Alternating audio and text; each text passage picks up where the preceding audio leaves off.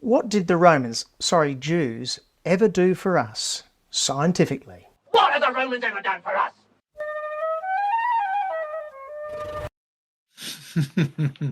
Do I have to do something for you to have value? Let's listen in. Good stuff. Jews make up 0.2% of the world population.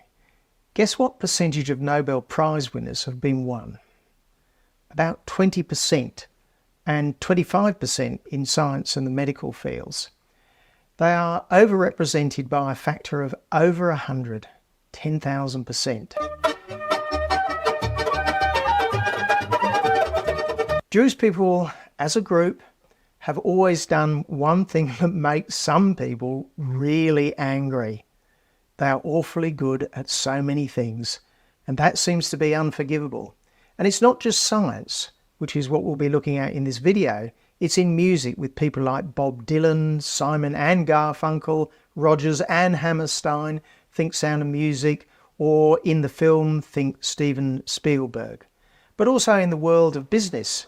For examples of great companies in America that are founded by Jews, we have Google, Dell Computers, Facebook, Warner Brothers, DreamWorks, Dunkin' Donuts. Well, anyway, you get the idea. But let's look at the scientific achievements of the... Before we look at the scientific achievements, what is the real achievement of the Jewish people?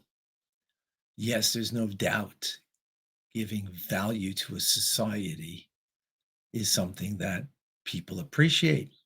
No question about it. And Jews have done that. But is that the ultimate value we've given, scientific or business or music? Well, let's listen in and we'll talk. The Jews. And we may as well start with the big one, Albert Einstein, Time magazine's Person of the Century, who was working in the patent office in Switzerland. And then in 1905, he published 4 papers which changed the world. His paper on the photoelectric effect pushed along the field of quantum mechanics, which is basically the science of really small things like electrons. And basically it was able to explain things which were previously unexplainable. And his paper on the relativity was the science of essentially everything that goes very fast, and he found the equivalence of mass and energy equals mc squared, and that time and space are related and warped by matter. Without Einstein, so many things that we have today would be effectively impossible. For example, lasers. Without lasers, there's no internet because we could not fire signals down the optic fibers that we need to give the massive data transfer rates that we've got today. And the GPS systems would be impossible without Einstein's work on relativity. Those signals on the ultra-accurate clocks on the satellites run at a different speed to the clocks down on Earth, and the signals need to be adjusted. Then there's electronics, which is essentially in every device you own just about. Electronics would essentially be a black art if it wasn't for the field of quantum mechanics. And Einstein worked in a time when Jews were very unpopular in Europe, especially in Germany. It was going to get a lot worse. But more about that later, because countries that expel Jews, well, the country is invariably the loser. So here are some other great Jewish scientists. Fritz Haber, who you probably never heard of. His work included the development of the processes to make nitrogen fertilizers. This has been one of the huge advances in agriculture and food production. To make proteins, plants need nitrogen compounds such as ammonia or nitrates. These have been very scarce in nature, and this has limited crop yields for millennia. It is estimated about half of the nitrogen in the protein in your body comes out of a factory that depended on the work of Haber. Billions of people are now alive who could not have come into existence without this Jewish genius. About half the people in the Middle East surrounding Israel owe their existence to Haber. Is that irony? Is it ungrateful ignorance? Or what about Jonas Salk? He invented polio vaccines. People forget that polio was a diabolical disease. It often crippled children. Many ended up in iron lungs, trapped for life and dependent on a machine to breathe. How many children did Jonas Salk and his co-workers save? How many children in the Middle Eastern countries that surround and generally hate Israel owe their lives to this Jew? And he didn't even get a Nobel Prize, like remarkable physicist Lisa Meitner, who co-discovered nuclear fission and ended up getting chucked out of Germany. But many others did win Nobels. For example, Isidor Isaac Rabi worked on nuclear magnetic resonance, NMR, which is fundamental to look at the structure of organic molecules. NMR allows chemists to look inside the molecule and work out its bonding arrangements. This was a huge advance for chemists. In fact, chemists have never had so much fun. But NMR is also used in MRI scanners. And I could go on with the other 100+ Jewish Nobels, but I want to focus on the hatred of the Jews and especially the expulsion of Jews, which has been a huge own goal for all the countries that do it. For example, look at the invention of the atom bomb during the Second World War. It was a war-winning weapon like nothing else. If the Germans had not been beaten in the Second World War in May 1945, after they'd murdered 6 million Jews, they would have had an atom bomb dropped on them like the Japanese in September 1945. And those atom bombs were, to a great extent, developed by Jewish scientists who had escaped Germany. Germany was also trying to make nuclear weapons, and if they'd been successful, Hitler would have used it and won the war without a doubt. But in America, there was Robert Oppenheimer, a Jew who led the Manhattan Project to make the bomb. In the all-important theoretical physics part of the Manhattan Project, 20% of the scientists were Jews. Of the 8 major groups in the project, 5 were headed by Jews.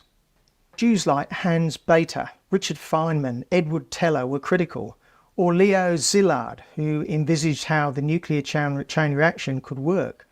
Szilard, like many Jewish scientists, was forced out of Germany due to his Jewish background, and he ended up in England and then in the United States. Like today, in the 1930s, the greatest hatred of Jews, even the great ones like Einstein, was most redolent in the universities.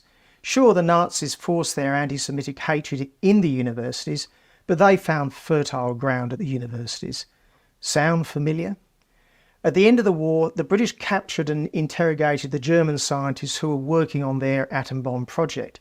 They wanted to know how far the Germans had advanced, so they locked them all up in a big old mansion and installed listening devices on all the rooms.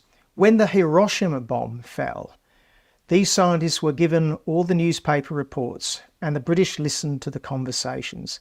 The German nuclear scientists were utterly shocked at this development, the construction of the bomb. It turned out that, in fact, the Germans abjectly failed to come even close to getting a bomb. They had followed completely the wrong path, and there wasn't a Jew amongst them. These guys, they must have been seriously pissed.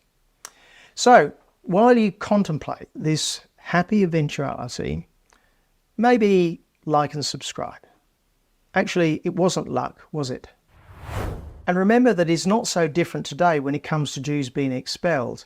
There is much said today about the supposed dispossession of Palestinians after Israel became a country, but it never seems to be mentioned that Jews were thrown out of countries in the Middle East, 50,000 from Yemen alone, and look what became of Yemen.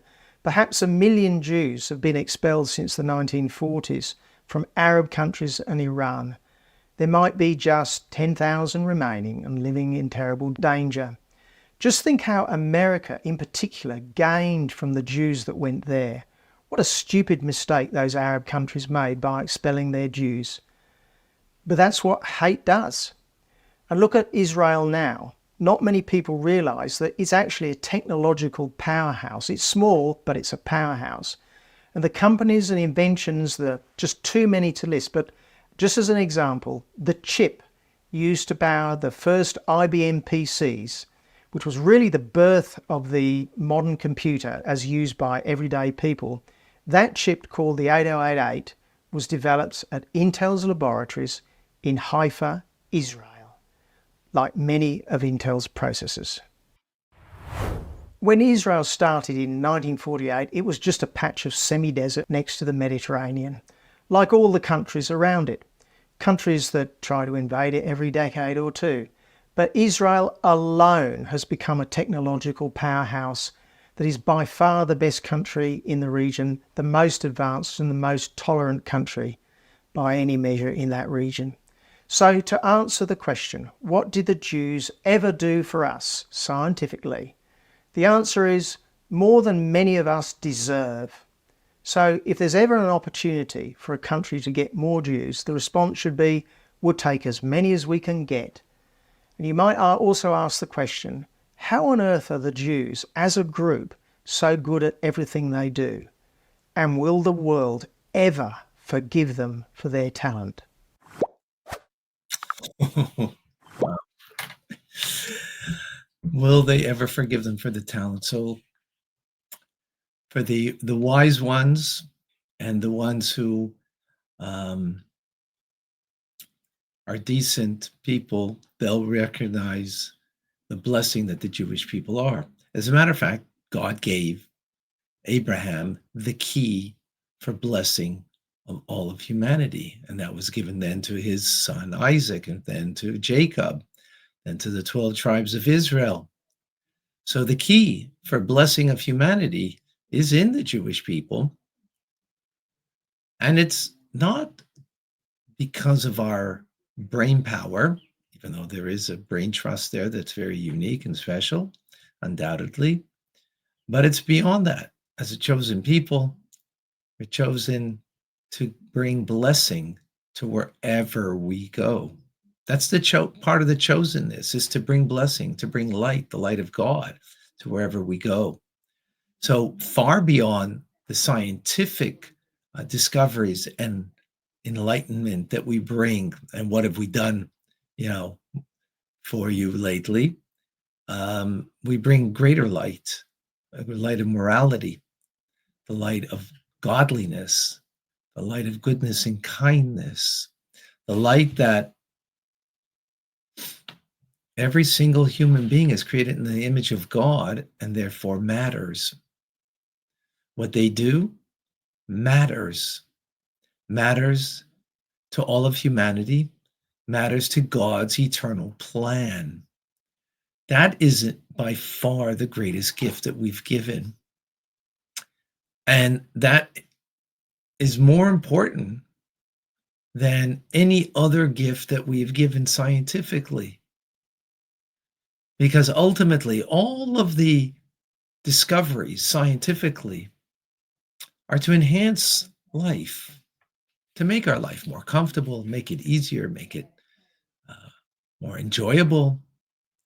But ultimately, without purpose in life, what is the value of all those scientific discoveries? And that we bring to the table that God created man in the image of God, and that every individual, as God is one and unique, every human being is one and unique, and has something to bring to the table, that they make a difference in God's eternal plan. Having a sense of purpose and higher purpose, a purpose that is based on God, what He needs from us and wants from us, is such a unspeakable truth. I mean, speakable truth, but unbelievable truth and empowerment, the greatness that we bring to the table. If you would appreciate this, then come and learn together with me daily. Tanya, 9:30 a.m. every single morning, Mondays through Fridays. Sundays it's at 10:30 Eastern Standard Time, where we delve into your greatness and how that greatness can be evolved into complete mastery of your life.